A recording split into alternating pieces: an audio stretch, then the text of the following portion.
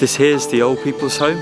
They usually go out for walks around here. It's really beautiful, and I haven't seen a single person since the outbreak. I had my first breakdown. It may be that when the next comes around. So this is where my daughter goes to school, and it's completely empty. Even the park's empty. And that's also where my son goes to crash. It's sad to see this. Everything is so quiet. Smile at everything, nothing but sunshine ahead of me now.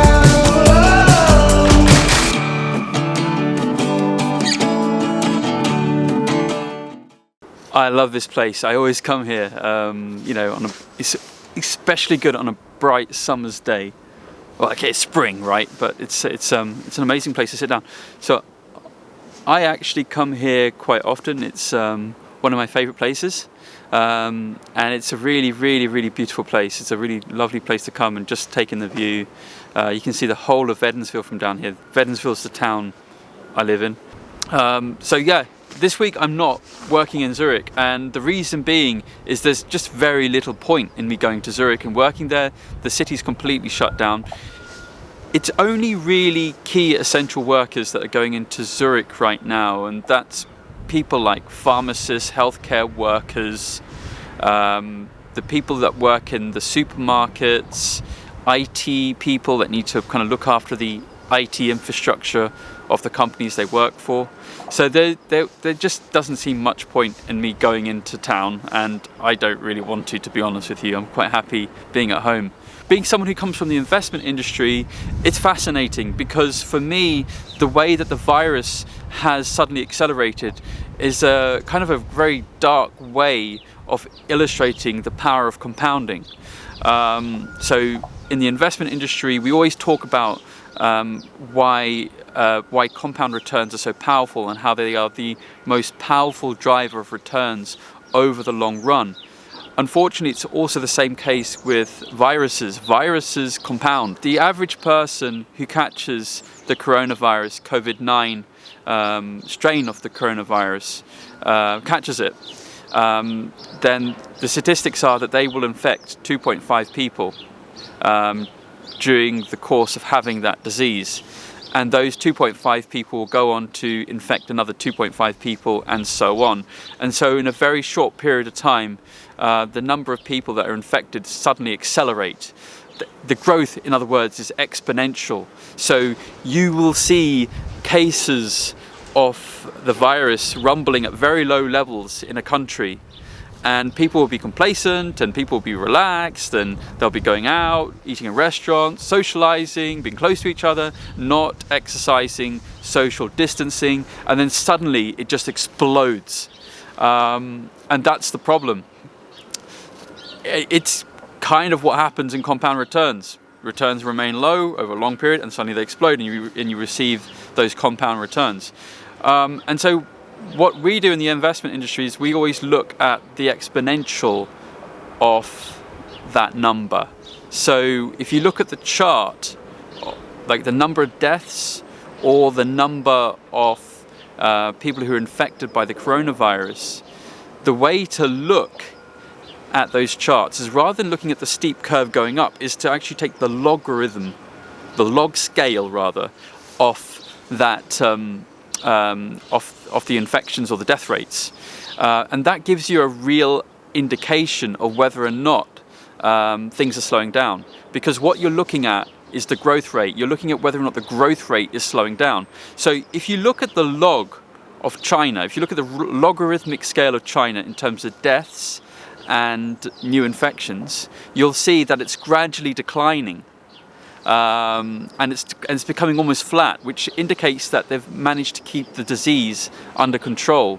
Likewise, you see similar patterns in other countries like South Korea, and you also see it in Iran, but I'm not so sure whether or not I trust the figures coming out of Iran. Oh, it's windy!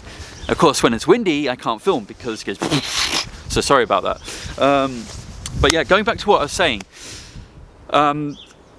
the logarithmic scale is really interesting. So when you look at the UK and you look at Switzerland, it's kind of like a straight line, and that's really scary, because that means that the virus isn't slowing down. It's growing at the same rate as it was a few days ago, and it's going to continue. And so as a result, that exponential function is going to kick in, and we're going to see a steep rise in infections and death rates if self-quarantining and the lockdowns don't work. So at the moment it looks really worrying, and it's worrying because you know, we're going to have to wait another week or 2 weeks before we start seeing that kind of slowdown and growth.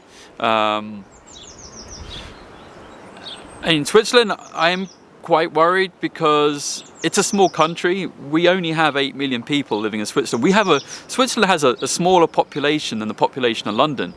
And it's funny because we always talk about Switzerland. Usually you hear about Switzerland in terms of GDP per capita.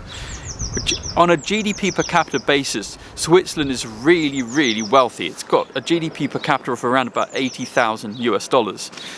It's one of the highest in the world. And, you know, it's also got a very high kind of per capita infection rate of the coronavirus, which is pretty worrying. If you look at the coronavirus per million of people and you compare it to other countries, Switzerland's pretty high. It's kind of close to where Italy is. And that concerns me. That worries me a lot. And I think it worries the government a lot. In fact, the government has actually used this chart that I'm showing you right now on their own website to show how serious and severe the situation is. And it's not because they're trying to scare people, it's because they want people to be aware of how important this lockdown is and how important it is for them to try and get control over the virus and slow down this growth rate of infections and deaths.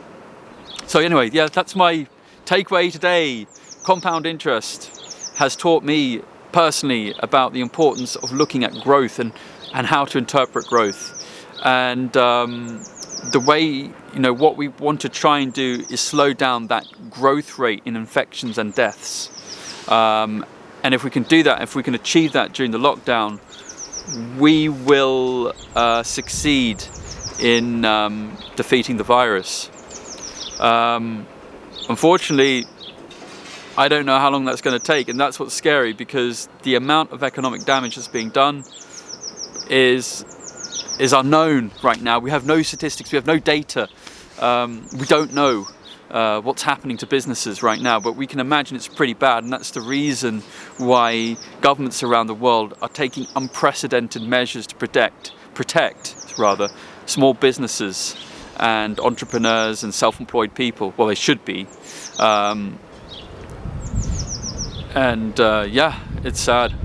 But hey, for now, at least I can go outside, at least I can enjoy the weather, and at least I can exercise as well. So it's not too bad for me. I've actually been very productive. I've done a lot of work recently, and I'm happy I've been able to do that.